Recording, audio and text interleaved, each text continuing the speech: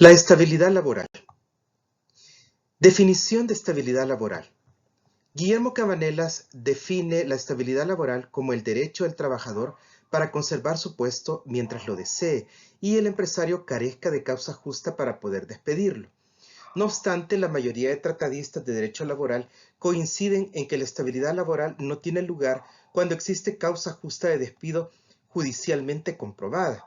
Algunos autores agregan algunos requisitos para adquirir el derecho a la estabilidad laboral, tales como la antigüedad, el ejercicio de la representación sindical, no ejercer cargos de confianza, etc. ¿Cuáles son los tipos de estabilidad? Bueno, según el grado de protección laboral, la estabilidad laboral puede ser absoluta o relativa. En la estabilidad laboral absoluta, el contrato solo puede terminar, primero, por voluntad del trabajador. Renuncia el trabajador y no se le puede prohibir, porque esto sería una servidumbre perpetua. 2, por razones de edad o salud, jubilación o pensión. Y 3, por hechos que constituyan falta grave del trabajador, comprobadas judicialmente, causas de terminación sin responsabilidad para el patrono como las estipuladas en el artículo 50 del Código de Trabajo, negligencia reiterada, revelación de secretos de la empresa, graves actos de inmoralidad, irrespeto al patrono o a algún jefe de la empresa o establecimiento por presentarse a sus labores en estado de ebriedad, etc. ¿Cuáles son los efectos de la estabilidad laboral? En caso de despido, el derecho a ser reinstalado en su cargo o empleo, a percibir los salarios no devengados desde la fecha de despido hasta su terminación. ¿Qué es la estabilidad en el empleo?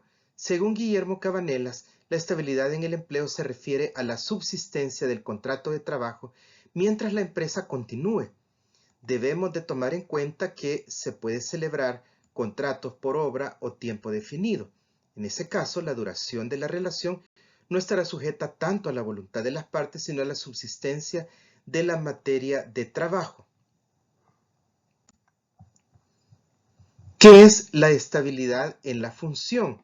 Existe también la estabilidad en la función y se relaciona con el mantenimiento de las mismas condiciones en la prestación de los concretos servicios exigidos al empleado. Ahora bien, en la estabilidad relativa, en cambio, el patrón no puede despedir sin juicio previo abonado a una indemnización, que sería un despido de hecho. Como ya vimos, cuando se trata de un despido de derecho, el patrón no puede demandar al trabajador invocando cualquiera de las causales del artículo 50 del Código de Trabajo. Aquí, en este caso, es diferente. ¿Habrá estabilidad en el empleo privado? Según el doctor Orlando Baños Pacheco, la estabilidad en el sector privado no es absoluta. El artículo 38 ordinal 11 de la Constitución establece: el patrono que despida a un trabajador sin causa justificada está obligado a indemnizarlo conforme a la ley. Dicha norma autoriza al patrono a despedir a los trabajadores sin causa justificada, toda vez que los indemnice conforme a la ley. Veamos algunos ejemplos del Código de Trabajo acerca de la estabilidad laboral. El primero, el artículo 30, número 17. Prohibición de exclusión o despido de personas con enfermedades crónicas. El segundo caso es el artículo 51. El patrono no podrá dar por terminado el contrato por negligencia o ineficacia del trabajador cuando éstas se deban a motivo de enfermedad o a traslado del mismo a un puesto de mayor responsabilidad. Y luego el empleado, cuando regresa a su puesto anterior, tiene el derecho a permanecer en el mismo. También, en tercer lugar, el artículo 53, número 1. Cuando el patrono reduzca el salario o lo traslade a un puesto de menor categoría, habrá derecho a indemnización en caso de despido. En cuarto lugar, el artículo 113. Ampliación de la garantía de la estabilidad laboral en casos de despido de la mujer embarazada. El número 5, el artículo 201. No se perderá el derecho al aguinaldo por razones disciplinarias o inasistencia injustificada. Y finalmente, el ejemplo 6, el artículo 312, derecho a la lactancia materna. Ahora veamos un poco la estabilidad en el sector público.